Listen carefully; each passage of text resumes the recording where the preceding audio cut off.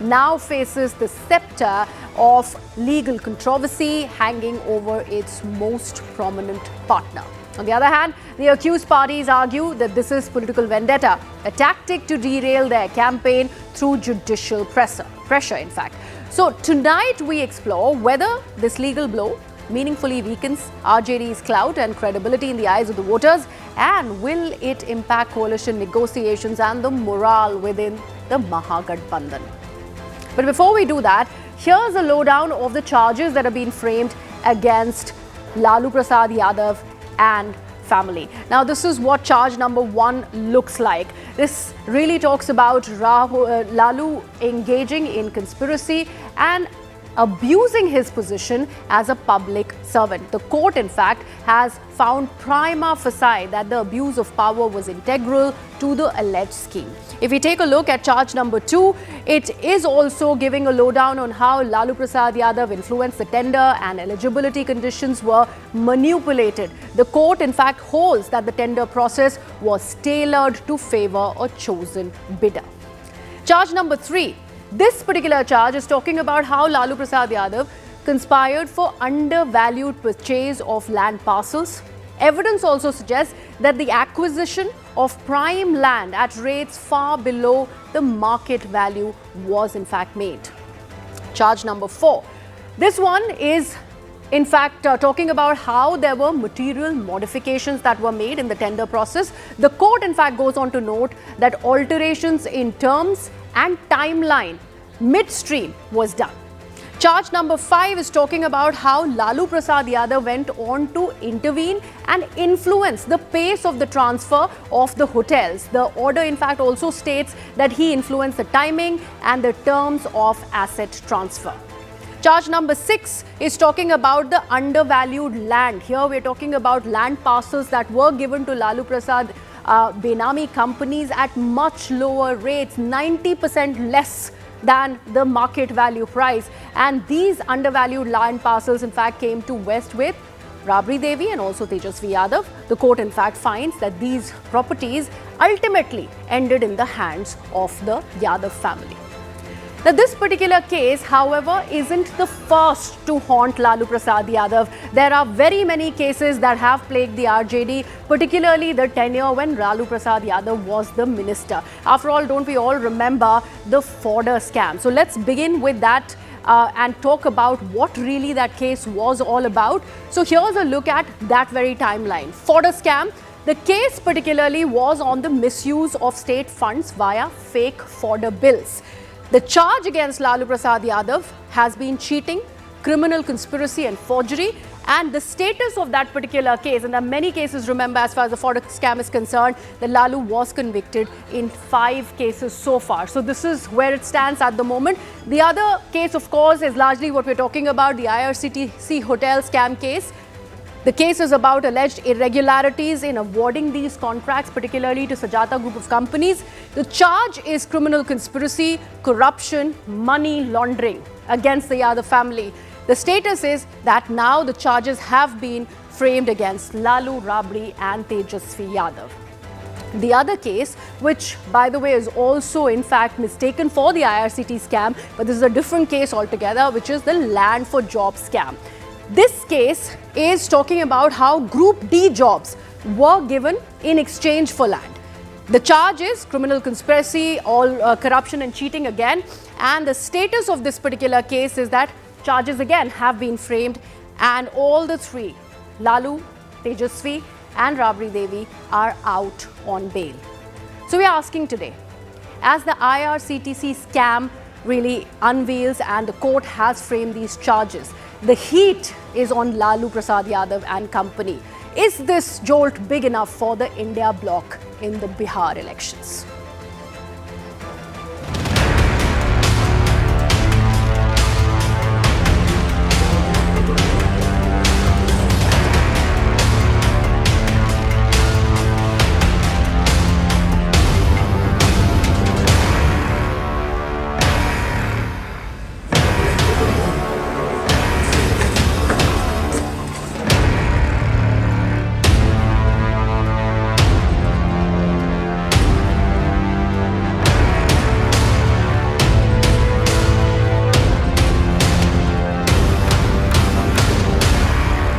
शुरू से ही political vendetta. जिस व्यक्ति ने 90,000 करोड़ का मुनाफा रेलवे को दिया, हर बजट में किराया कम किया, ऐतिहासिक रेलवे मंत्री के रूप से जानेंगे, देश के लोग जानते हैं कि सच्चाई क्या है।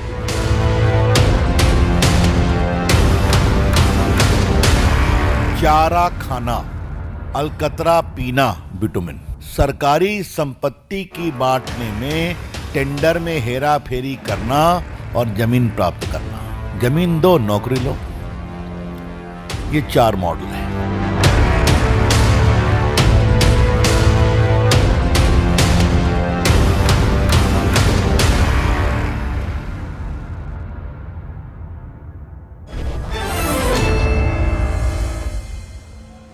Joining us on our first debate this evening on Plain Speak, Manish Baria, spokesperson of the Bharatiya Janata Party, Dr. Pooja Tripathi, spokesperson of the Congress Party, Vikram Singh, former IPS, and also Kailash Adhikari, who is a political analyst. Ladies and gentlemen, thank you so much for being a part of this conversation. Mr. Baria, I'll begin with you. The fact that the court has gone on to frame these charges against Lalu Prasad Yadav and company, we're talking about the entire Yadav family that is finding itself in the dock.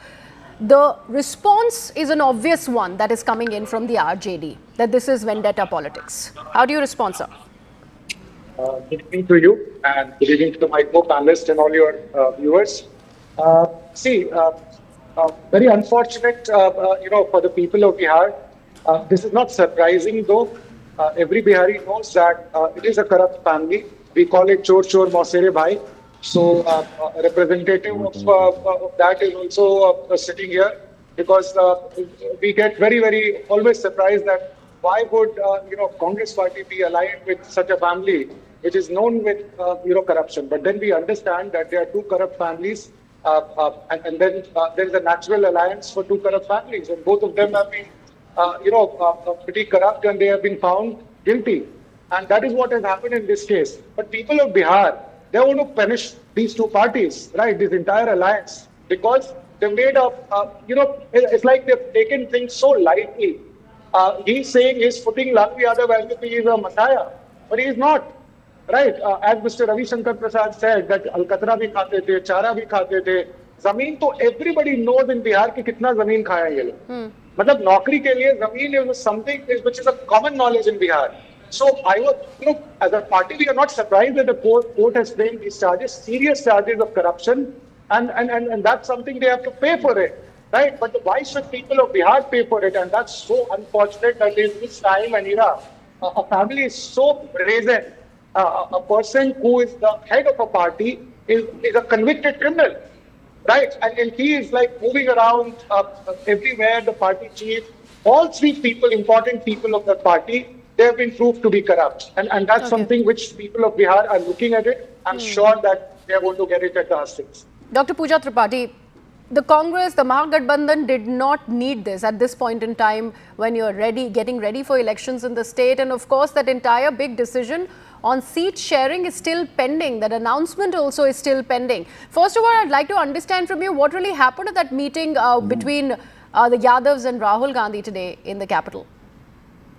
Griya, good evening to everyone. Griya, the meeting is still ongoing between Mr. Gandhi and Tejasvi Yadav at Khargeji's residence, and I'm sure some arrangement, some announcement by the end of the day or tomorrow morning for sure would be made on the formula that we come at the seat sharing thing, and it's just an hour or 2 days, and the meeting is still on.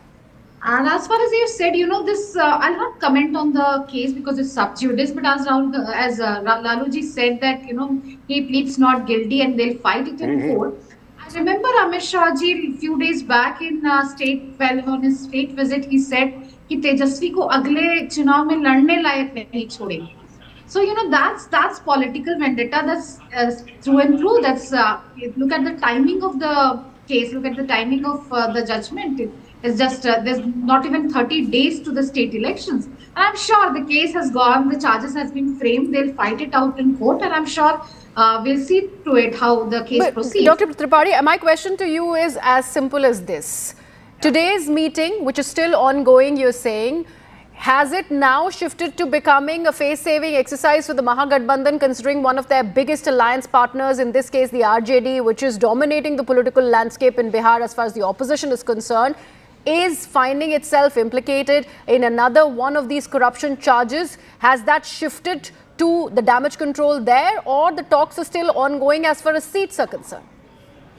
The talks are still going on. This is politics, and we see when 96% cases are against opposition leader. Nobody is talking about the 70,000 crore PU certificate scam, the PMCH medical scam. Ashok Chaudhary is being accused by one of the party leaders, Prashant Kishore, by amassing 200 crore worth by illegal land deals. There's Bihar Green Development Fund scam, there's Srijan scam, there's paddy procurement scam, there's Narega scam, there's SC/ST minority scams. And no action has been taken against But Dr. Tripathi, even if you pluralize all these scams, one thing that is standing as a blot for the Mahagathbandhan, particularly the RJD, and I must tell our viewers, the RJD has refrained from coming on this debate, and that's why we have an alliance partner, in this case the Congress party.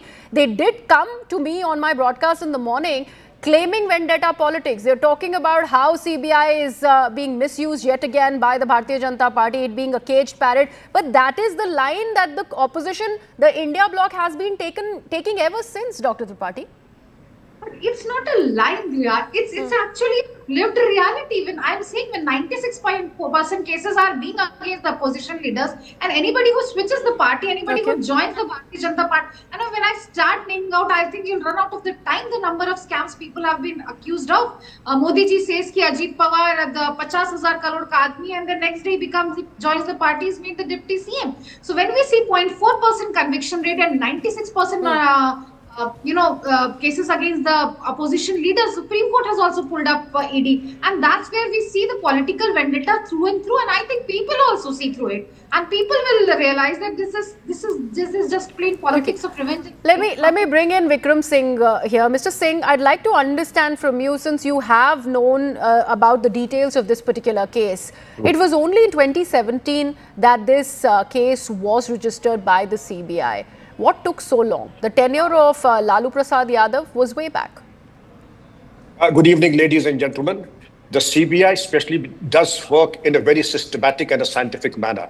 It takes the help of financial experts, chartered accountants, the stock market experts, and then it's not like an investigation of a chowki or a police station.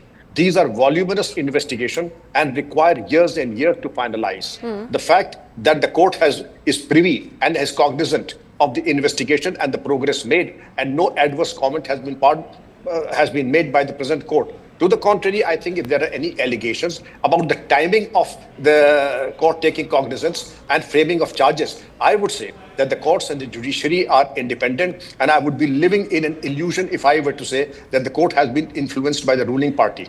Okay. But to the earlier speaker who said that there are scams and there are scams within the ruling party, I would have been very satisfied that if there is equality before law and everybody was charge sheeted with the same gusto and vigor as the case of Lalu Prasad ji, the fodder scam, the IRCTC scam, and the other land for job scam, because there cannot be there can be double standards. Okay. And corruption should have zero tolerance in our democracy. We are about to become the third largest economy in the world, and very soon, if God willing, we can be even still go higher. And then we have to say corruption has no place in our polity, and the time has come when the corrupt will have to go.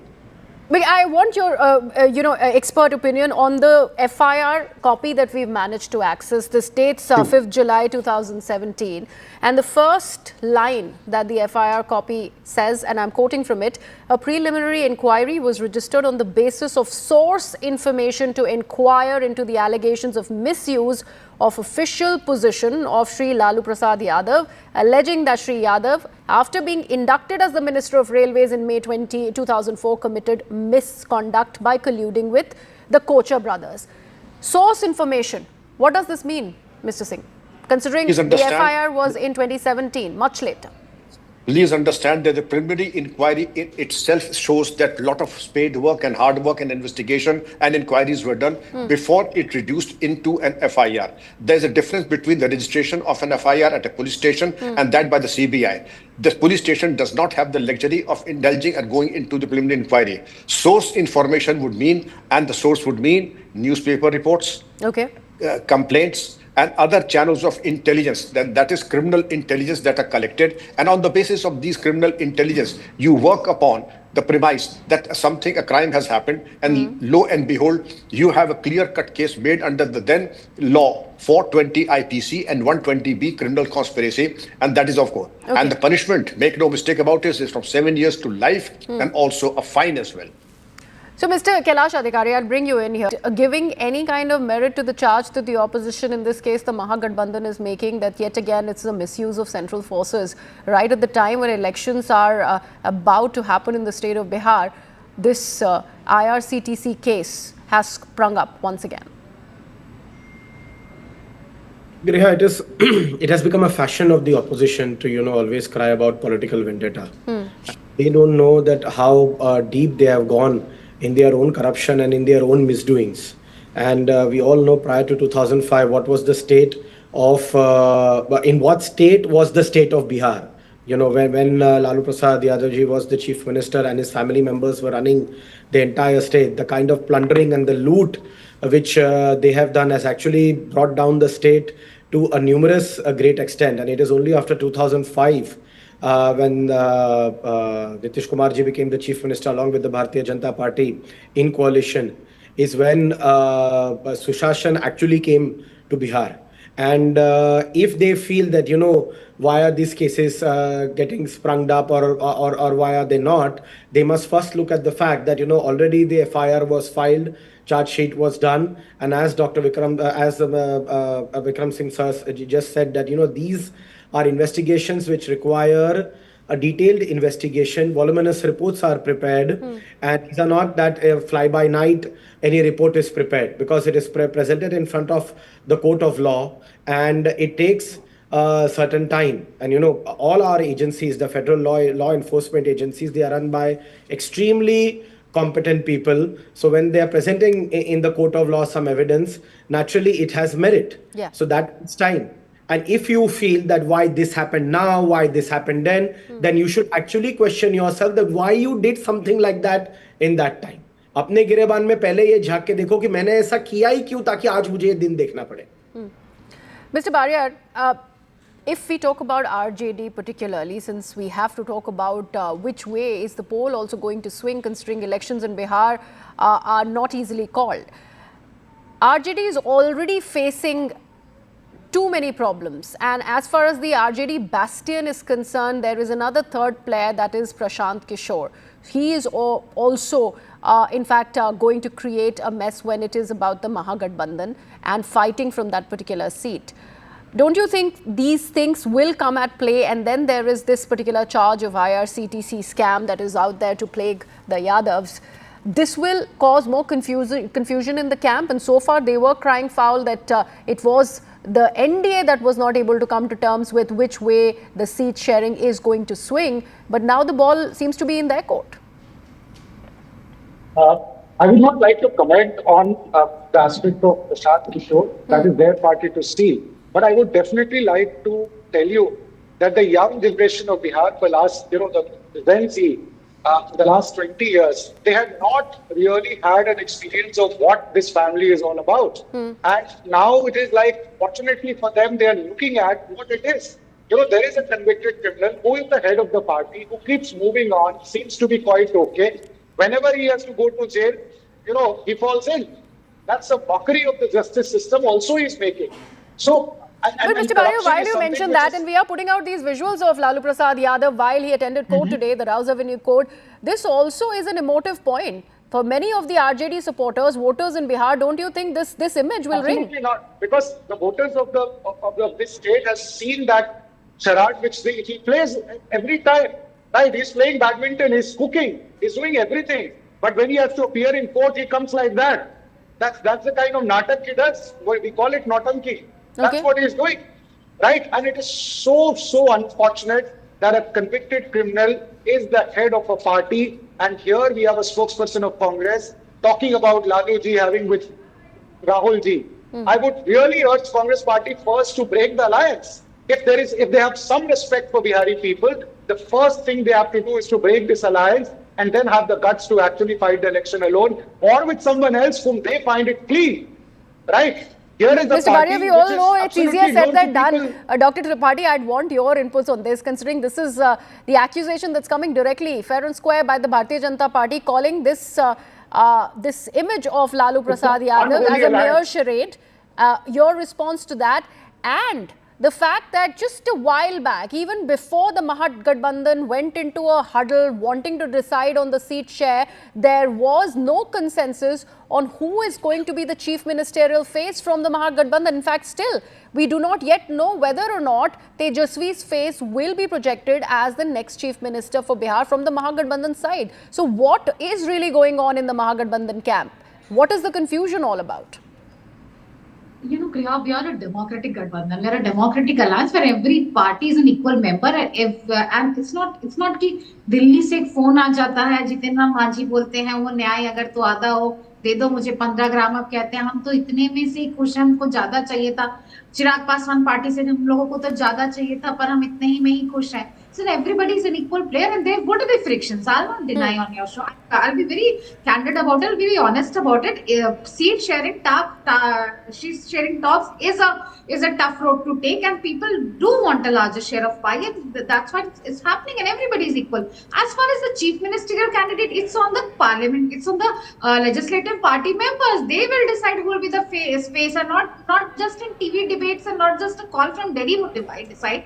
The MLAs would decide when we form the government on 14th November. The MLAs would decide who would be the chief minister. Why so hue and cry about that? Just now, Mr. Bharia mentioned the Gen Z, and I'm very So it is not going to be Tejaswi Yadav as the face, consensus face. Tejaswi Yadav is undisputed the biggest leader in the state. But let the chief minister be decided by the MLAs who are elected. It is the provision in the constitution. That's the legislative board decides who will be the chief minister. But Dr. Tripathi, I really want to understand this. Earlier there were reports, and it has gone beyond just friction, that Congress was not ready to lie low in just being okay with certain number of seats. It wanted a larger share in the pie. Of course, the ground reality in Bihar is completely different. You have to go with the RJD because you are in alliance with one of the biggest parties as far as opposition is concerned. So while that is still being looked at and deliberated, the reports did start to come in that Congress was ready to cede certain seats to the RJD.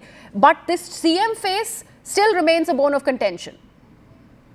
You know, I'll be honest, we did an internal survey from our party, and we actually, made our both pros and cons list. We made an ABC kind of a categorization of seats, and we are putting that on table when the seat sharing negotiations are going on. And as far as we are in an alliance, we have to do an alliance. I think that's a very wrongly worded statement. We are in an alliance because we share the same ideology. We want the country to be free from the hateful and divisive politics of BJP, and that's the core ideology that Mahagathbandhan or the whole India Bloc Alliance stands on. It's not about seat sharing. So there would be, maybe we will return back happier, maybe we will return back a little disappointed by the seat sharing which will come out. All right, Mr. Adhikari, I'd want your inputs on this. What do you make of every news that's come out as far as the seat sharing talks between the Mahagathbandhan parties are concerned and the NDA is concerned? If we make a tally, what Dr. Pooja is here trying to also say that alliance partners like Jitin Ram Manjhi for the NDA were made to lie low. In this case, Mahagathbandhan talks about equal players, equal partner, and that equal footing has not been given to all the alliance partners as far as NDA. Who is the India bloc to say that on behalf of the BJP-led NDA faction? I don't understand. I mean, who has given the authority to talk on behalf of Jitin Ram Manjhi or Chirag Paswan what they internally feel? I mean, as far as I know, the BJP, along with the JDU as well as Mr. Manjhi and Chirag Paswan's party, they have already done their seat sharing alliance. It's already out in the open, and it is now the India bloc which is taking umpteen amount of time, where elections are around the corner, and 14 November is the date for the new chief minister, the new government to form, and they're deciding their new chief minister. So it is you, the opposition, which is taking time, and because you are not able to arrive at a particular consensus, you are creating a particular theory that probably that person in the ruling party, a particular alliance partner, has been subdued or he has not been given his right share. First, look at your own house and come out with your own listener. they are already done and dusted with that. They are going ahead with a complete power force as well as positivity to take the state ahead on the lines of the national development which has already taken place. India is going on to become the third largest economy in the world, and that can only happen because we are a federal state, Griya, Right. where all states equally contribute to that particular faction. Okay. And it is the vision of the NDA government that a state like Bihar actually rises up in all its parameters, be it GDP or be its contribution to the center or be it any kind of But tax Mr. collection. Baria, is it true that you have skirted over the Jitin Ram Majhi and Upendra Kushwaha factor, and that is done and dusted? Because 6-6 is where the tally holds, and that's the official number that we are also putting out, and that's how the seat sharing has gone forward as far as NDA is concerned, and nothing so far from the Mahagathbandhan. You can see their tweet. In fact, the word was Sohadpur. So it was no friction, nothing. Every party got what, wherever they were friends, so many things are. But there was at. also a And it disgruntled was tweet by Mr. Majhi a day earlier, sir. No. Yeah. See, It was a public. that is something which posturing is a part of our, public life, and that's something which is taken. But when it comes to actual seat sharing, everybody understands that there is a common goal, and the common goal is to serve the people of Bihar and to ensure that the India comes back with something majority. But having Right. said that, I would definitely say that I would, for the first time in this program, I would agree with Dr. Pooja Okay. that they have a common ideology with RJD, and that is the ideology of corruption. Okay. So good luck All to right, them. let's see where this will play out. Let's see what happens and what comes out of the Mahagathbandhan meeting, because we are all waiting to hear from the Mahagathbandhan, the alliance partners, and particularly after this court observing and framing charges against Lalu Prasad Yadav and family. Let's see what happens. So I'd like to thank all my guests for joining me on the first debate on Plain Speak, and we are now talking about the historic moment that has captured the world's attention. The Gaza Peace Accord that has finally come into effect, marking a new chapter of hope and reconciliation. 20 hostages held captive for nearly 2 years have finally been released. The emotional homecoming met with tears, cheers and heartfelt embraces. This landmark agreement signals a profound step towards lasting peace in a region long marred by conflict. Now, the center of all this is United States President Donald Trump. Hailed by many as the peacemaker of the moment, a red carpet welcome awaited Trump, with Benjamin Netanyahu himself receiving him at the airport with a warm hug. Thereafter, he received standing ovation at the Israeli parliament for his efforts in the release of the hostages. Benjamin Netanyahu, in fact, hailed Donald Trump as his real friend and the real friend of Israel, and also warned Hamas of any consequences. Trump continues, remember, to maintain that this is the end of the war. But is this really the end of the war is the big question. Several challenges lie ahead. A key obstacle to lasting peace is Hamas's refusal to disarm or reduce its military capabilities. Viewing its arsenal as vital resistance and negotiation leverage, Hamas's stance raises the risk of renewed violence. Gaza's damaged infrastructure and slow aid hinders rebuilding as well. Without steady funding and security, conditions will worsen, risking peace. Unresolved Palestinian statehood fuels internal divisions between Hamas and the Palestinian Authority, weakening their negotiating position. Without unity and a clear political framework, in fact, ceasefires risk being temporary rather than lasting solutions. Gaza's conflict affects neighboring countries and regional stability. Any flare-up risk, escalating tensions and undermining peace efforts could also be done. Managing this is really crucial to maintaining the ceasefire. Gaza's post-war governance is weak and divided, risking chaos and renewed violence without effective leadership to manage reconstruction and stability. So we are asking, all the 20 hostages have been freed, but will Gaza peace plan actually hold?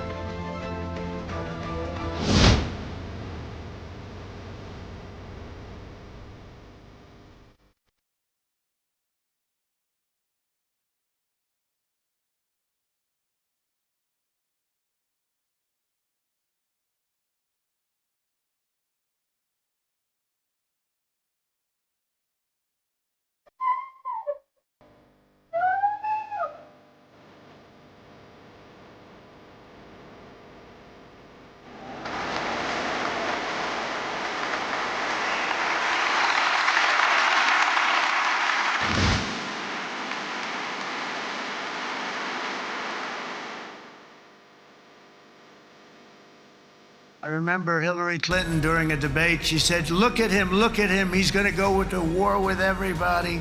And actually, she said, he's got a personality that's all about war. No, and my personality actually is all about stopping wars. Thank you for recognizing Israeli sovereignty over the Golan Heights. Donald Trump is the greatest friend that the state of Israel has ever had in the White House. No American president has ever done more for Israel.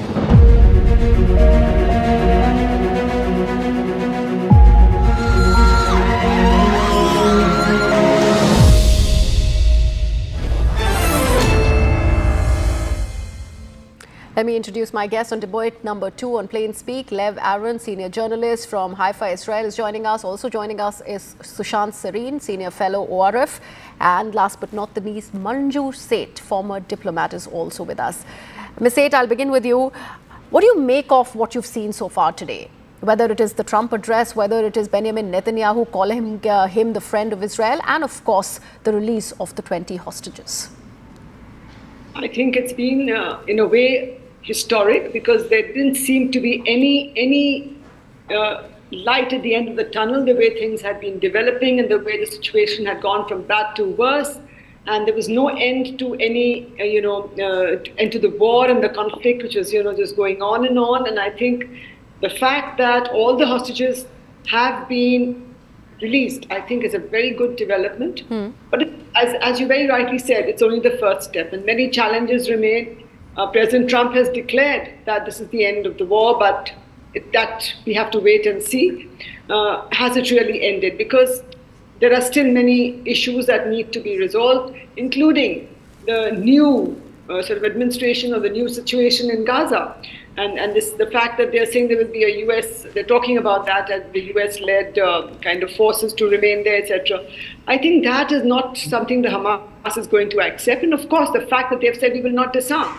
So there are many other sort of issues. But yes, the fact that this has happened, there's been a stop of the war that had been going on endlessly, and creating a humanitarian crisis in the region, in Gaza, of course. And I think it was something which needed to end. And for that, I think the very first step that it has stopped, the hostages have come back, the Palestinian peace, I think is a very positive step, positive development. Lev Aaron, Mr. Aaron, I'd like to also understand from you, as a common Israeli also, it has been a very, very emotional day. Finding the family members who have survived come back to their loved ones is huge. Finally happened after 2 long years. That sentiment, nobody better can tell us and narrate before us than you. Look, each and every house that you enter in Israel today, you see the tears, you see the tears of joy. Nobody thinks about geopolitics. People could not breathe for 2 years because our brothers and sisters were inside the tunnels of Hamas. And each and every time that we tried to rescue them, sometimes we did more damage than good. So in this sense, I think it is the happiest moment in Israel for the last 2 years at least. Right. And I'll come back to you. There is a little bit of reverb in your audio. We'll get our producers to fix that for us. Sushant, would want to understand from you the speech, and it was a long drawn one by Donald Trump. He of course did not win the Nobel Peace Prize, but as the peacemaker, and US has been very, very central to this entire Gaza peace plan. It is also to an extent called the Trump peace plan. Do you see this working? Do you see this holding? I'll be very surprised if it was to hold. Frankly, I don't think it really solves the problem which is there. It does not in any way take that the basic issue which is creating problems in that part of the world. It does not really move the needle forward. What does it do? If the plan is that in Gaza there will be, at least so far what we know, there is that 21 or 20 point peace plan.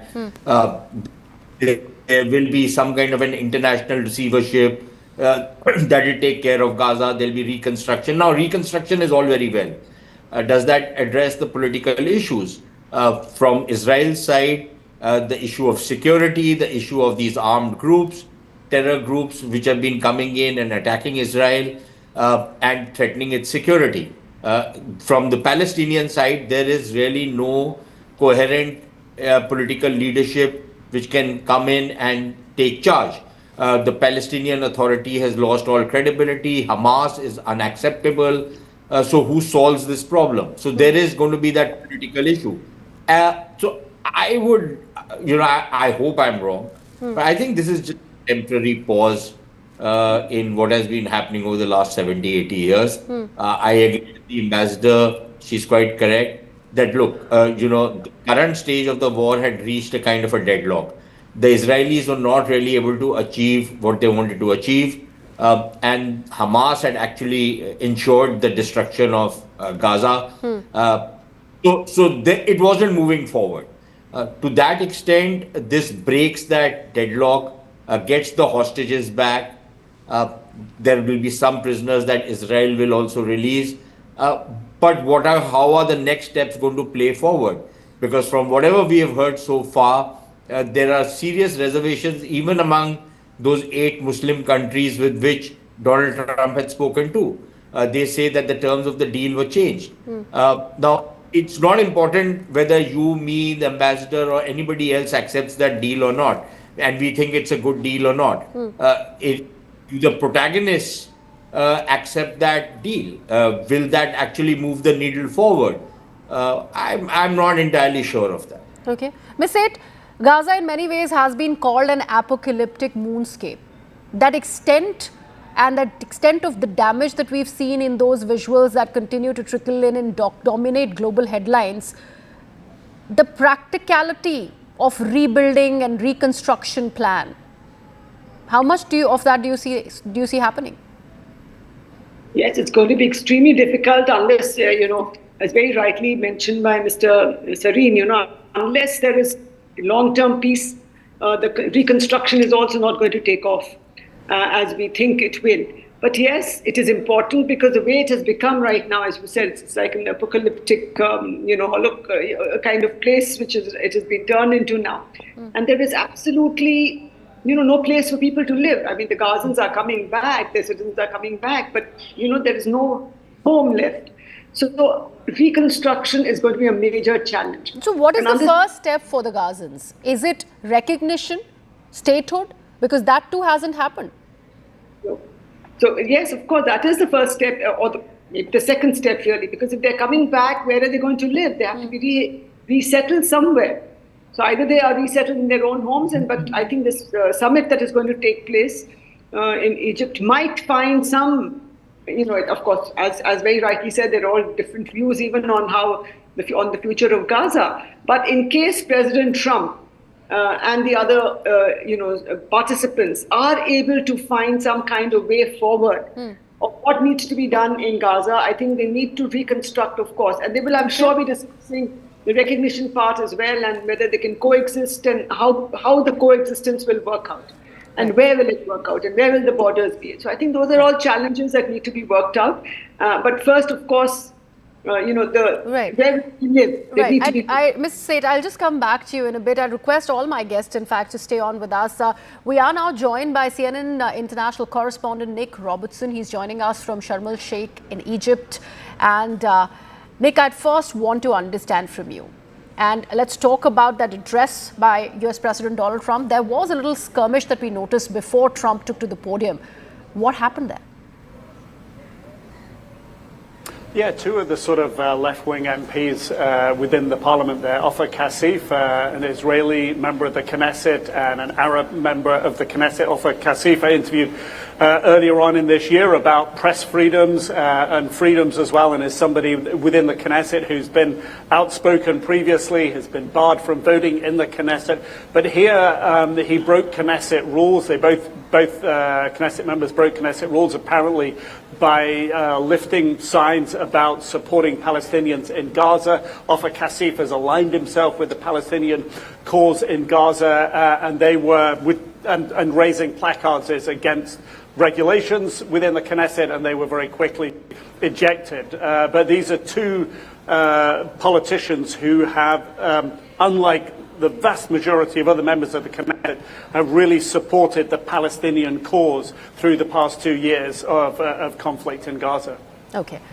Now, so far, the role of US mediation is central to this entire Gaza peace plan. Trump's involvement has been highlighted as the key to brokering the initial phase. What has been the key highlight, particularly, or highlights from this particular address of US President Donald Trump?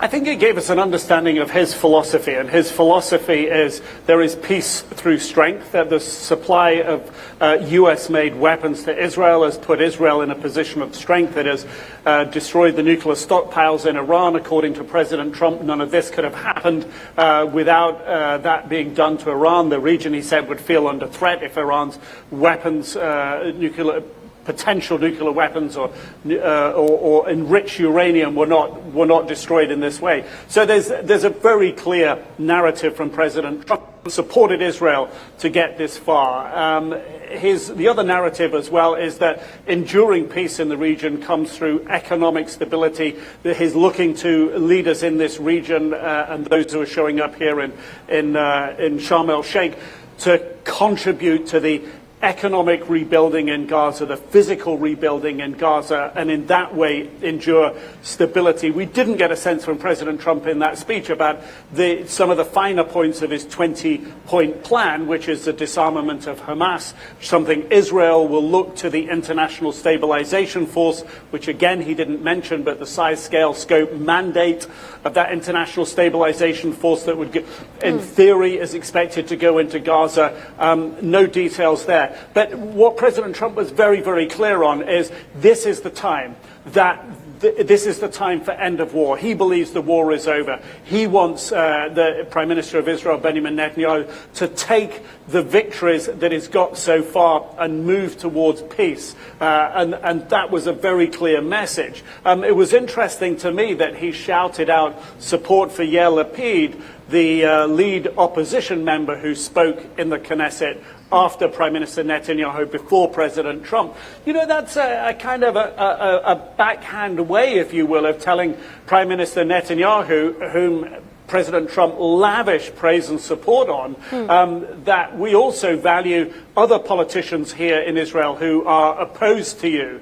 And I think that was quite a powerful message as well. Right. Thank you so much for your inputs, Nick. Thank you so much for joining us here on CNN News 18. We'll go back to my guests who continue to be with us. Lev, I wanted to understand from you, multiple standing ovations. That's what President Donald Trump received while speaking at the Israeli parliament. That is one aspect of it. But when we, in fact, turn our attention to the speech of the Israeli Prime Minister Benjamin Netanyahu, he also left it with a warning for the Hamas. So that stance that Israel has maintained vis-a-vis Hamas, where they are not going to budge from, that remains. We cannot sugarcoat it that Netanyahu is not in a very easy position. Because on one hand, Trump wants Israel to give up some of the right-wing hardline ideology to move on to peace, not only with the Arab world, also with Indonesia and so on. On the other hand, Netanyahu has 15 radical right-wingers inside his coalition. Without them, he goes to elections. Even after this agreement, all pollsters show that if Netanyahu goes now to elections, he loses. He becomes the head of opposition. So in this sense, Netanyahu is not in a very easy position to say yes to Donald Trump.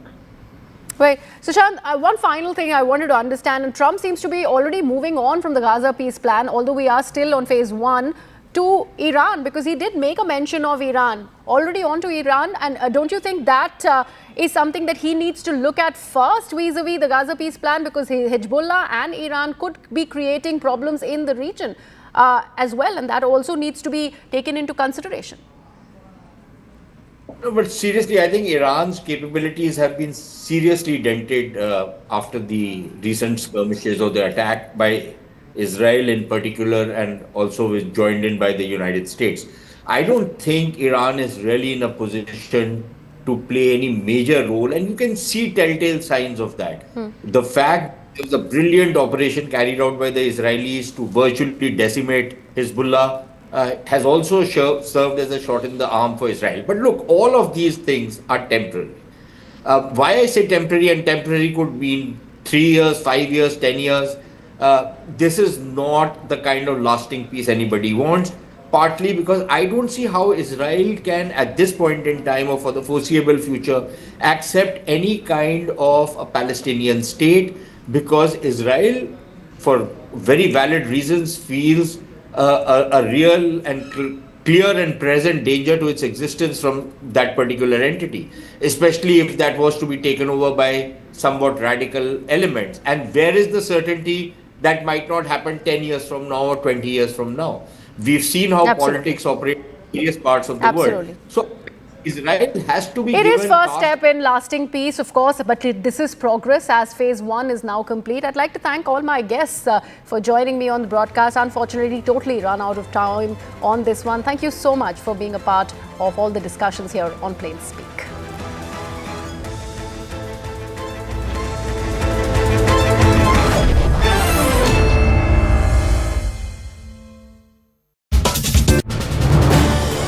This is News 18 Network.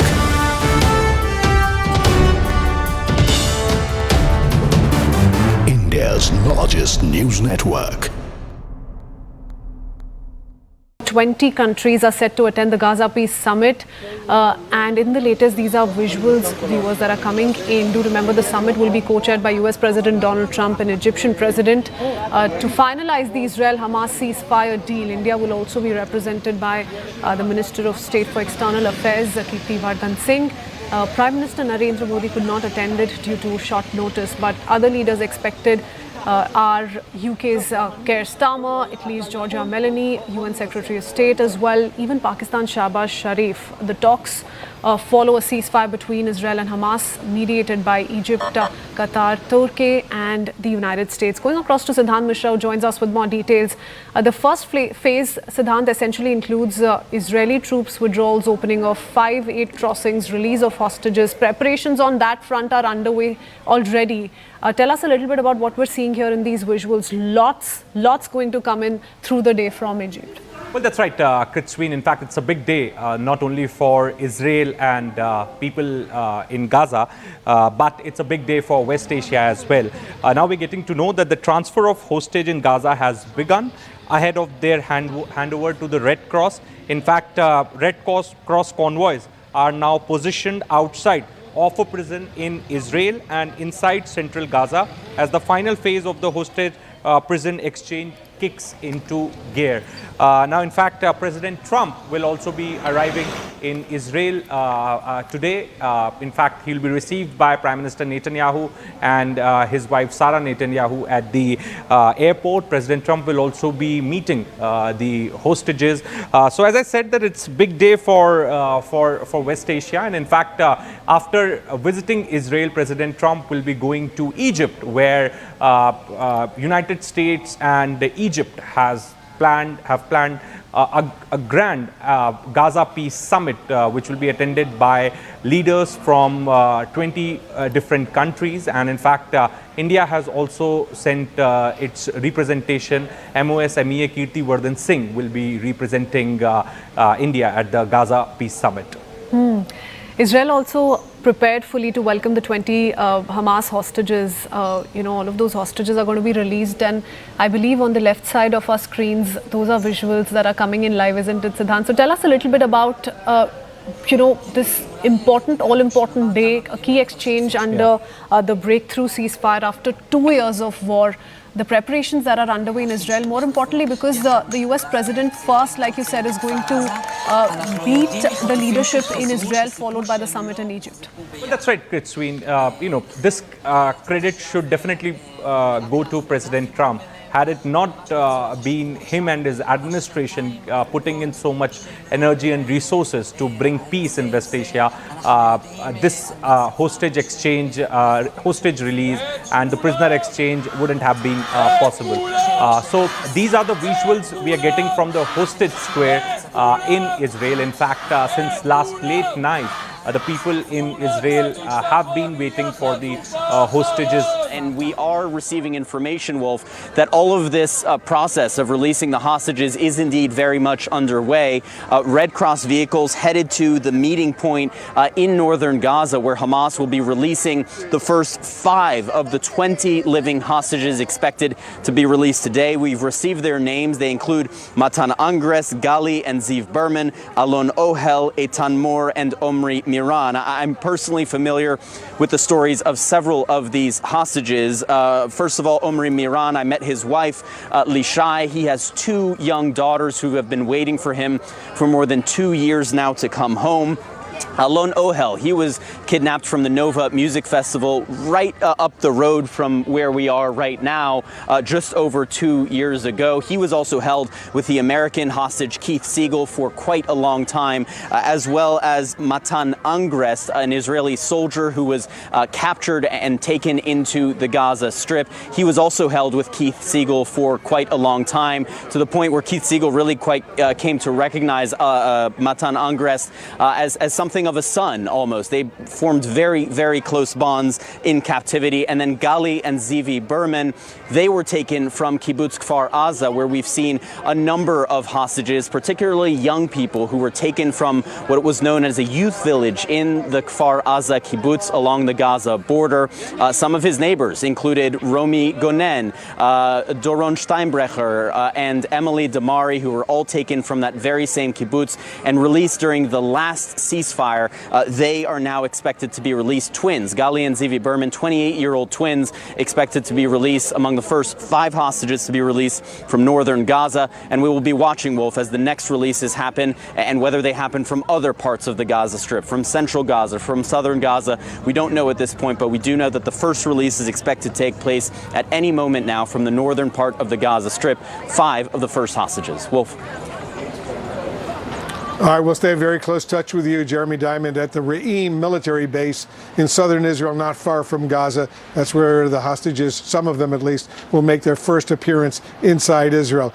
Clarissa Ward is standing by over at Hostage Square in Tel Aviv, where thousands of Israelis are gathering now to cheer on and to welcome these hostages home. Is that right, Clarissa?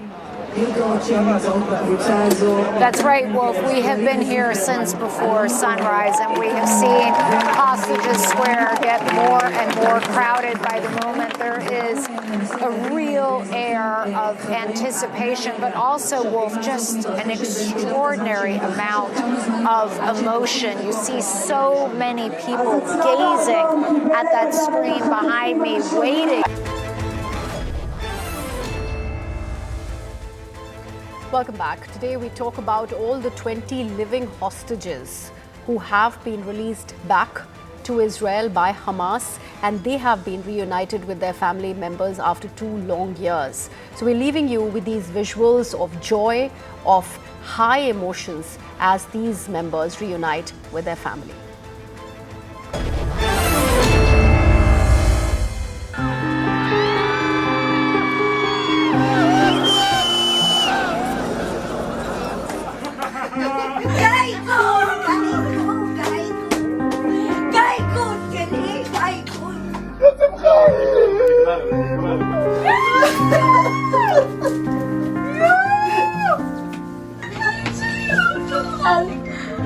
חיים שלי, חיים שלי, חיים שלי, אתה אלוף גיבור.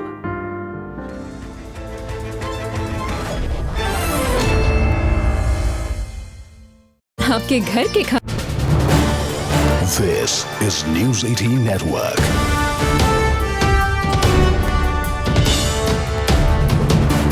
India's largest news network.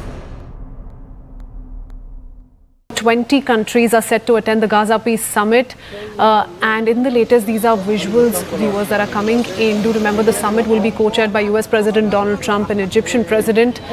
To finalize the Israel-Hamas ceasefire deal, India will also be represented by the Minister of State for External Affairs, Kirtivardan Singh.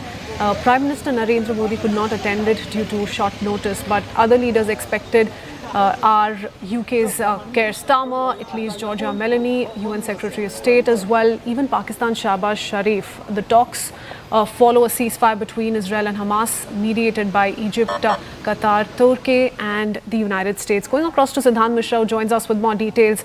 The first phase, Siddhant, essentially includes Israeli troops withdrawals, opening of 5-8 crossings, release of hostages. Preparations on that front are underway already. Tell us a little bit about what we're seeing here in these visuals. Lots going to come in through the day from Egypt. Well, that's right, Kritsween. In fact, it's a big day, not only for Israel and people in Gaza, but it's a big day for West Asia as well. Now we're getting to know that the transfer of hostage in Gaza has begun ahead of their handover to the Red Cross. In fact, Red Cross convoys are now positioned outside of a prison in Israel and inside central Gaza as the final phase of the hostage prison exchange kicks into gear. Now, in fact, President Trump will also be arriving in Israel today. In fact, he'll be received by Prime Minister Netanyahu and his wife Sarah Netanyahu at the airport. President Trump will also be meeting the hostages. So, as I said, that it's a big day for West Asia. And in fact, after visiting Israel, President Trump will be going to Egypt, where United States and Egypt have planned a grand Gaza Peace Summit, which will be attended by leaders from 20 different countries. And in fact, India has also sent its representation. MOS MEA Kirti Vardhan Singh will be representing India at the Gaza Peace Summit. Israel also prepared fully to welcome the 20 Hamas hostages. All of those hostages are going to be released, and I believe on the left side of our screens, those are visuals that are coming in live, isn't it, Siddhant? So tell us a little bit about this all-important day, a key exchange under the breakthrough ceasefire after 2 years of war. The preparations that are underway in Israel, more importantly, because the US president first, like you said, is going to beat the leadership in Israel, followed by the summit in Egypt. Well, that's right, Kritsween. This credit should definitely go to President Trump. Had it not been him and his administration putting in so much energy and resources to bring peace in West Asia, this hostage exchange, hostage release and the prisoner exchange wouldn't have been possible. So these are the visuals we are getting from the hostage square in Israel. In fact, since last late night, the people in Israel have been waiting for the hostages. And we are receiving information, Wolf, that all of this process of releasing the hostages is indeed very much underway. Red Cross vehicles headed to the meeting point in northern Gaza, where Hamas will be releasing the first 5 of the 20 living hostages expected to be released today. We've received their names. They include Matan Angres, Gali and Ziv Berman, Alon Ohel, Eitan Mor, and Omri Miran. I'm personally familiar with the stories of several of these hostages. First of all, Omri Miran, I met his wife, Lishai. He has 2 young daughters who have been waiting for him for more than 2 years now to come home. Alon Ohel, he was kidnapped from the Nova Music Festival right up the road from where we are right now, just over 2 years ago. He was also held with the American hostage Keith Siegel for quite a long time, as well as Matan Angres, an Israeli soldier who was captured and taken into the Gaza Strip. He was also held with Keith Siegel for quite a long time, to the point where Keith Siegel really came to recognize Matan Angres as something of a son, almost. They formed very, very close bonds in captivity. And then Gali and Zivi Berman, they were taken from Kibbutz Kfar Aza, where we've seen a number of hostages, particularly young people who were taken from what was known as a youth village in the Kfar Aza kibbutz along the Gaza border. Some of his neighbors included Romy.